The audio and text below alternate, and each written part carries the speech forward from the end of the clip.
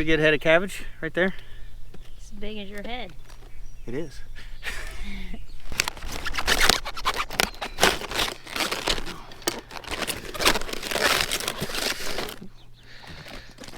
That's pretty big. That one's a little overgrown. Okay. Here's our first turnip. Thing's huge. Yeah. It's like a softball in your hand. We think we let them go a little long.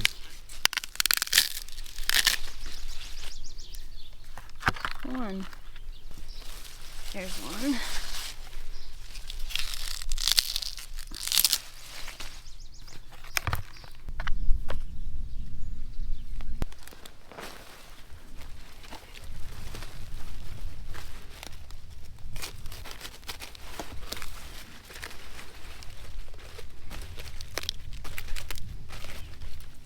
And there's a nice head of romaine lettuce.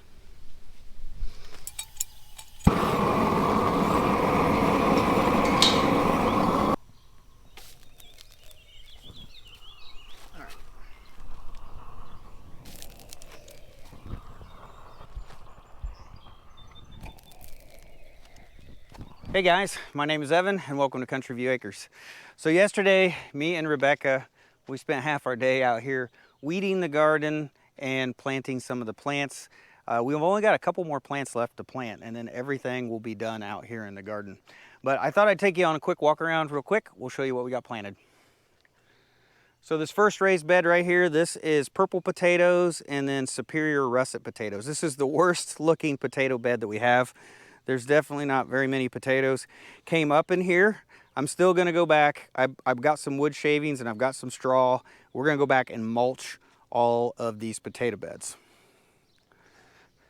So right here is some of the onions we planted, and just look how nice these onions look. You can see we've got the fabric in here, and that's helping keep the moisture in. Less weeds, more moisture. Definitely can tell these have grown well.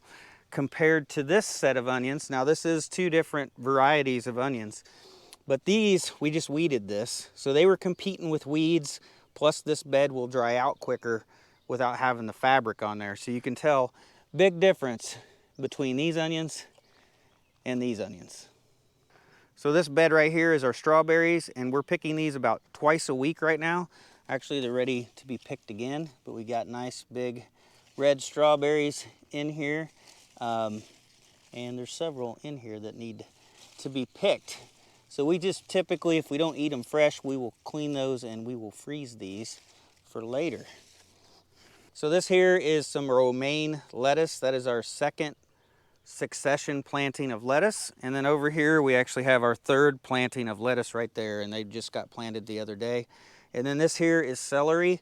And then there's a couple other celery plants that we just planted as well. So hopefully we'll be able to use that celery and use that making chicken stock later this year.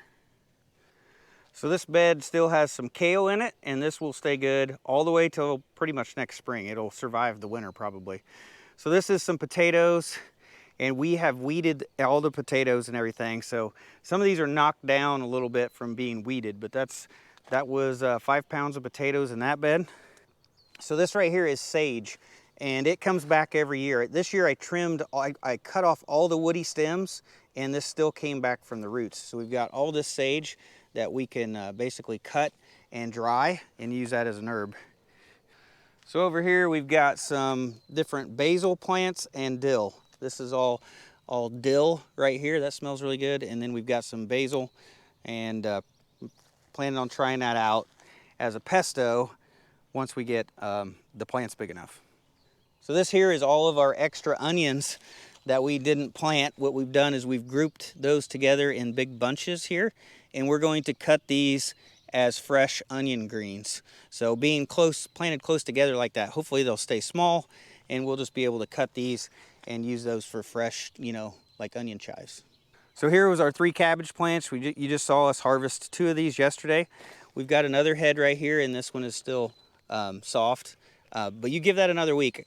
I should have harvested those last week. They were nice. They were perfect last week. Harvested them a week later and they were overgrown. It's crazy, but I wouldn't be surprised if next weekend if this one is ready to be harvested. So here's more of our potatoes, trying to grow the most potatoes that we've grown this year. And all these look pretty good. This last bed down here, you can tell there's definitely some spots where the potatoes didn't grow here in the front, but definitely a lot of potato plants. All these raised beds right there, all potatoes. All right, let's check out the rows in the garden. So this right here, this is our bell peppers. So we've got, I think these are orange bell peppers, 3 of them. That's supposed to be a zucchini plant. It's taken it a little bit hard from being transplanted. This is red bell peppers, another zucchini plant, and then that is yellow bell peppers. So this row right here, this is all cauliflower, and it seems like we do better with cauliflower than we do broccoli. So this row right here is tomatoes. So I think these first 4 tomatoes are Rutgers, and they're more of a slicing tomato. I believe that is a volunteer right there. And then these are Amish paste tomatoes through here. This row right here is broccoli, and we actually do have one that's already went to seed and started to flower. We've got one little head right here, but most of them don't have any broccoli heads on them yet.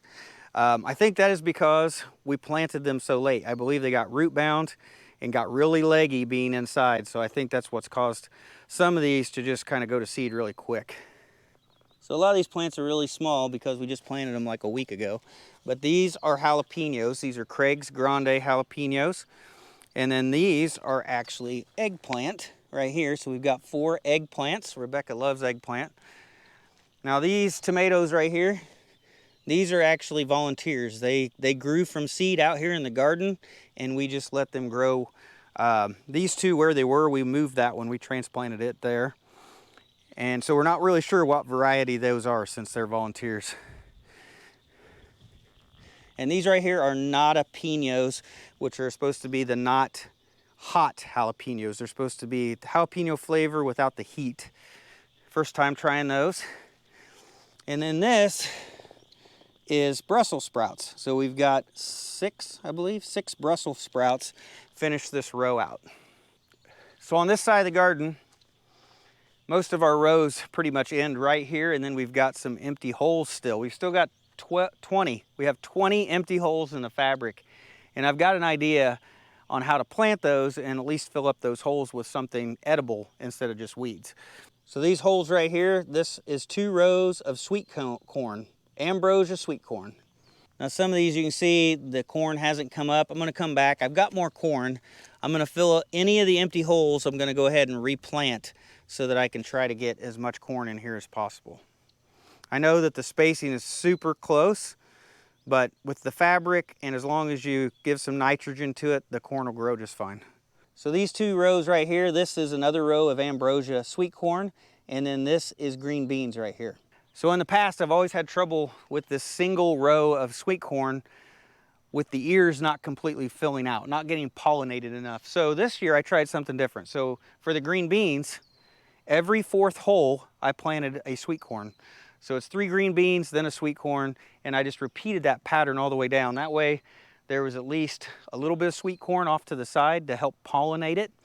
And we'll see how that goes. That may shade out the green beans a little bit, but I'm hoping that they'll work more like a companion planting, and hopefully the green beans will give a little bit of nitrogen to the corn, and hopefully it'll grow better. We'll see how it turns out.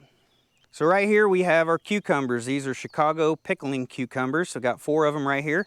And what we're going to be doing is we're going to be building a trellis like a teepee or like a tent.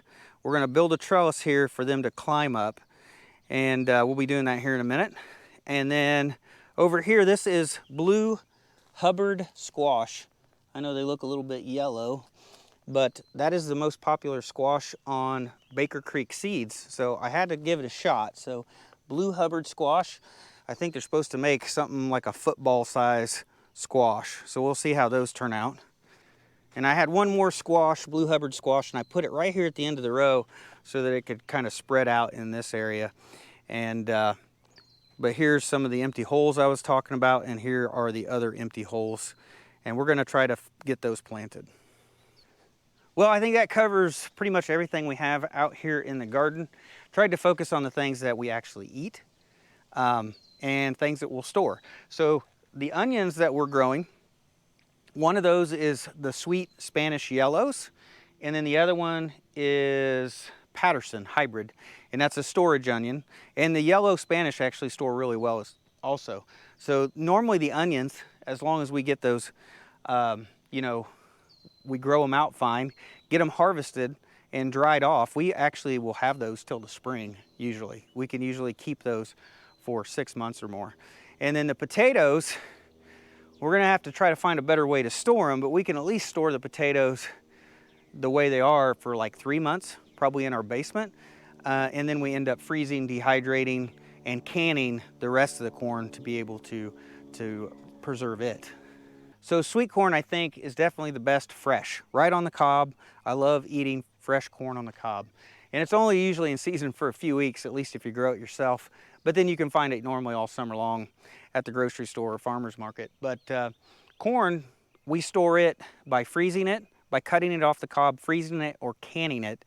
If you try to freeze it on the cob, you can do that, and it's just not as good when you freeze it on the cob.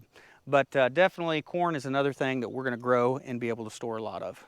So the broccoli and the cauliflower, some of that will get ate fresh, but the majority of that will be blanched and frozen. And we'll freeze it and vacuum seal it, and then Rebecca will eat it throughout the year. So this is still not enough. As much as Rebecca eats of broccoli and cauliflower, this is not enough for a whole year. It would be best if we got a succession planting like in the fall and did a whole nother row in the fall of each. We would probably be a little bit better off of at least getting closer to the amount of broccoli and cauliflower that gets ate in our house. So tomatoes is probably one of the most versatile things that you can grow and turn into different products. So us personally, we have made salsa, we've made picante sauce, we've made pizza sauce, spaghetti sauce, and tomato sauce. Now we haven't made tomato paste, we haven't made ketchup, we haven't made like canned whole tomatoes, we haven't done any of that. But there's several things that you can do with tomatoes, and I think with several of tomato plants, you can definitely store quite a bit of canned tomato pasta sauces and tomato sauces that you can get, you know, most of your year's worth if you put in the effort. So the other plants out here in the garden that we will store will be the jalapenos. We will store those, we will can those as pickled jalapenos. The bell peppers, we normally slice those or chop those up and freeze them and then use them in cooking throughout the year. And then the cucumbers, we're gonna make pickles out of those. Obviously they're pickling cucumbers. And I'm not sure about the blue Hubbard squash, whether it stores or not, but in the past we've had winter squash and that'll store for several months inside. But that's most of the plants that we will store. All the other plants will probably be just eating fresh throughout the summer. All right, that was a quick look at our garden. Let me show you our orchard real quick. We've got 18 fruit trees here. We've also got some berries. And I'll show you what we got growing. So this tree right here, this is a Gala Apple. And you can see there's apples all over this thing. So this is one of our best producers. Probably the tree that looks one of the biggest trees in here if you look at the trunk. This is probably one of the biggest ones we have. Definitely a big producer. So this here is a Georgia white peach, and I trimmed this pretty hard. There's actually not a lot of peaches on here. See, like there's a peach. There's a few more as we go around, but I think the other tree, there's another one of these, and I think it has more fruit on it than this one does. So this tree right here, this is, I believe it's a golden delicious. It's whatever one is actually self-pollinating. It helps pollinate the other apple trees. And this is probably gonna be one of its best years so far. It has apples all over this thing. So there's apples all over this tree. So definitely gonna be a good year for this one. I believe that's a golden delicious. So this tree right here is a nectarine, and for some reason, I don't see very many on there. This is a very similar tree to a peach. Now right here, this is a Red Haven peach. This is a very good standard peach tree, red peach tree. And it's got quite a few peaches on it. And looks like we're gonna have quite a few red peaches from this tree. So this right here is an Asian pear tree, and there is plenty of pears on this tree. They're all over. Rebecca said these Asian pears were delicious. She really liked the pears off of this tree. that there is a Van, I think it's a Van cherry tree, and all the cherries are gone already. They're all done. And then this is a Liberty apple tree, and it actually is loaded with apples too. See, I don't know if I can get to the position to show. Most of the apples are up high. That whole limb is coated in apples. That limb is coated in apples. There's apples. Lots of apples on this tree. I can see this limb right here. So lots of apples. It is going to be, unless something happens, it's going to be a good year for apples. So this here is another white peach, and we've got peaches, a lot more peaches. I can see peaches all over this tree. So this is definitely going to be the producer this year, is this tree right here. It's got a lot of peaches up in here. So Rebecca, that's one of her favorite fruits right there. And this right here is a Granny Smith apple. It's a pie apple. And this tree always has trouble. Look at the leaves here.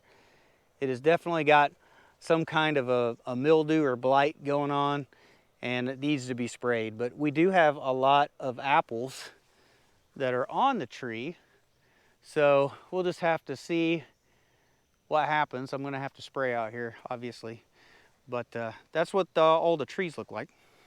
So this right here is our blackberries. These are tame, thornless blackberries. We also have a walnut tree growing out of the bed here, but we've got quite a few blackberries. Probably within the next month we'll have a lot. So you can see all the blackberries forming on here. These things end up being real big, so we'll probably have quite a few off of this little section of blackberries here. And these 5 plants right here, these are blueberries. We don't have a ton of blueberries. Oh, those look like they're about ready.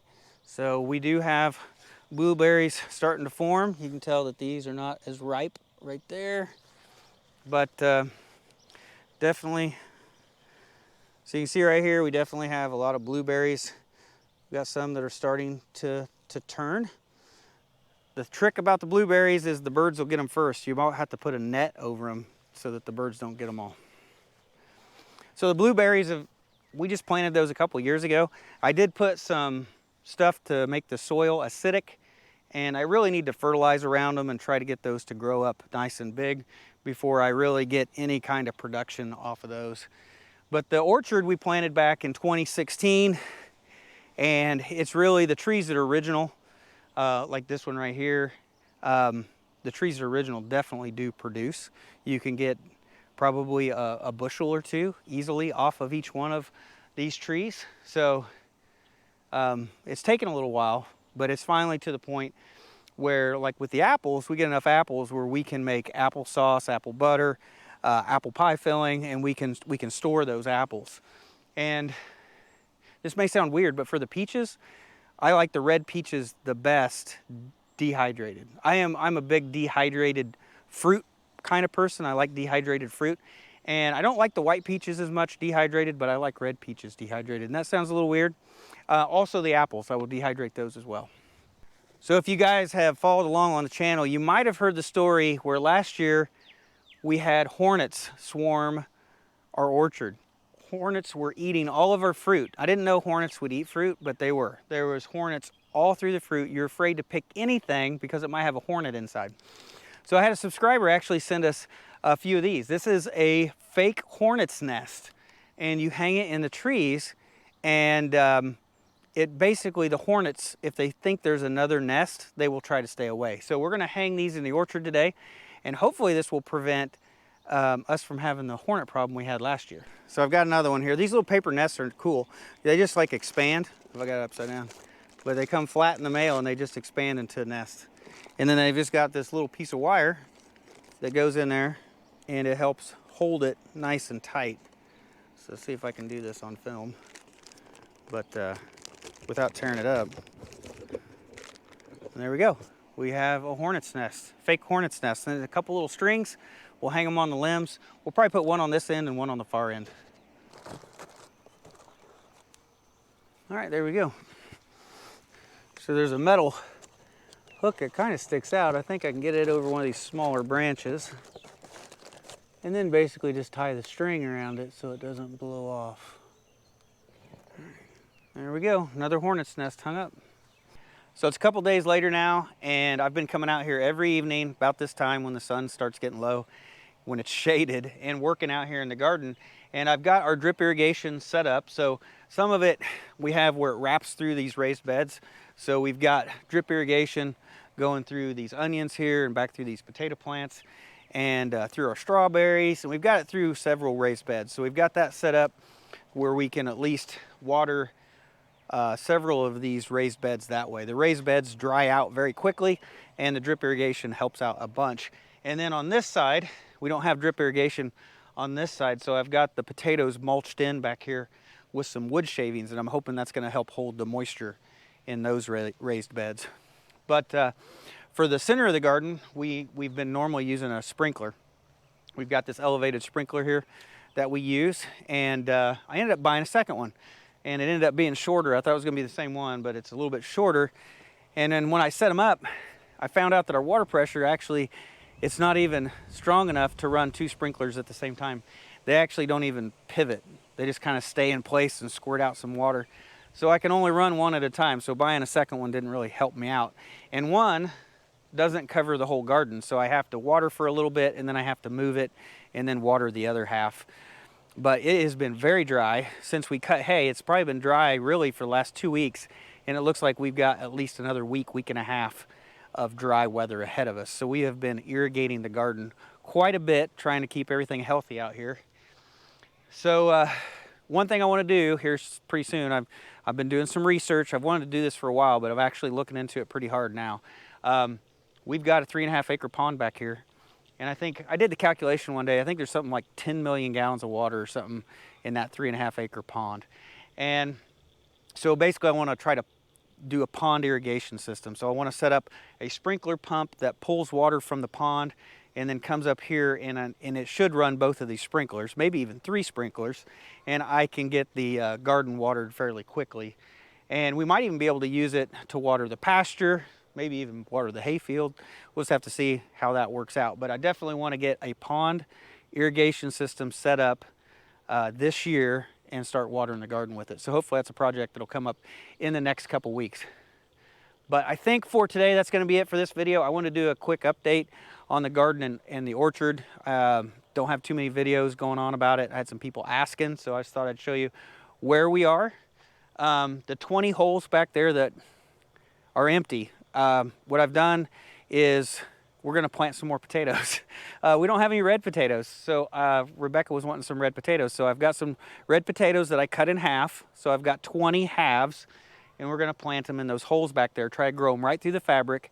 Going to plant them very, very shallow, so for sure that the plant actually comes up out of the hole instead of under the fabric. And we'll try that out. I've seen some other people try that and be successful, so we'll give it a shot and see if we can actually grow potatoes in the ground through the fabric. But so I just need to get out here and get them planted. But I think that's it for today, guys. So thanks for watching. I'll see you in the next one.